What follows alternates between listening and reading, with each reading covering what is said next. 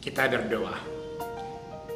Puji syukur kami panjatkan kehadirat-Mu Tuhan atas berkat anugerah yang senantiasa tercurah dalam kehidupan kami. Karena itu membuat kami semakin haus akan mendengar sabda-Mu. Sabda yang kekal yang memberkati kami. Terdengarkan sekarang juga, karena kami siap anak-anak-Mu mendengar dan menghidupinya. Dalam nama Yesus kami berdoa. Amin. Firman Tuhan buat kita terambil dari Yohanes 8 ayat yang ke-21.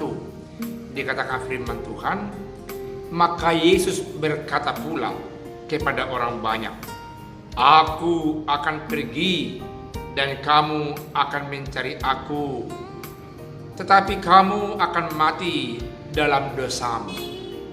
Ke tempat aku pergi tidak mungkin kamu datang. Demikian firman Tuhan.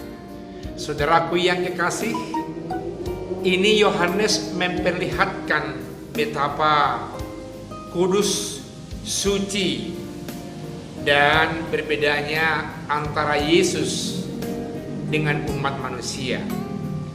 Betapa berbedanya kekudusan Tuhan dalam nama Yesus jika dibandingkan dengan dunia. Oleh karena itu dia katakan bahwasanya kemana Yesus pergi tidak akan mungkin ditemui oleh murid-muridnya dan umat manusia. Karena apa? Karena dia adalah orang yang kudus sebagai manusia, tapi sebagai Tuhan dia memang sungguh sangat jauh perbedaannya dengan umat manusia. Karena itu dia pergi ke tempat yang tidak bisa ditemui oleh umat manusia, dan kilas baliknya manusia akan mati dengan dosanya. Ada satu gambaran bahwa antara Allah dengan umat manusia begitu jauh perbedaannya, dan ada pembatas, yakni dosa-dosa manusia yang membuat jauh dari Allah yang kudus, yakni dalam nama Yesus. Umat manusia dengan keberdosaan, dengan kecenderungan hidup atas kuasa yang ada di tengah-tengah dunia ini, membuat dia senantiasa sangat jauh berbeda, malah beraib dan tidak banding dengan Tuhan.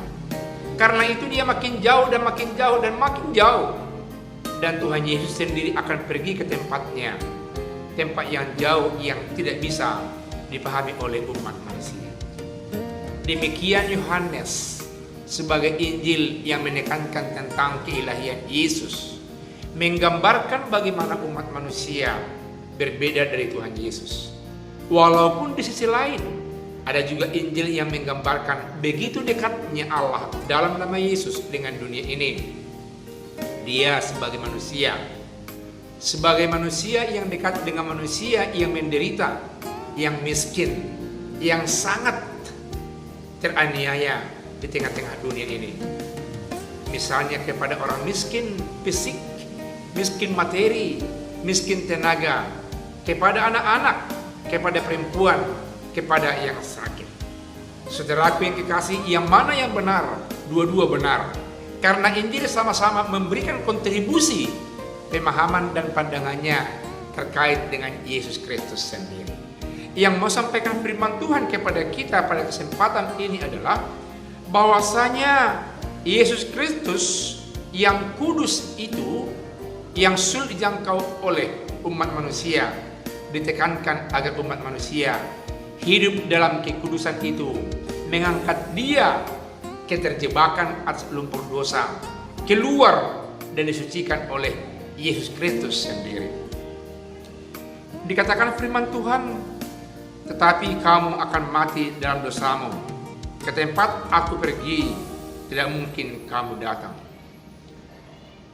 Saudaraku yang kekasih, oleh karena itu mari kita tetap hidup kudus dalam nama Yesus, agar kita tetap diperkenankan hidup bersama Tuhan, dikuduskan, disucikan, dan jauh dari dosa-dosa yang mengintai hidup kita di tengah-tengah dunia ini.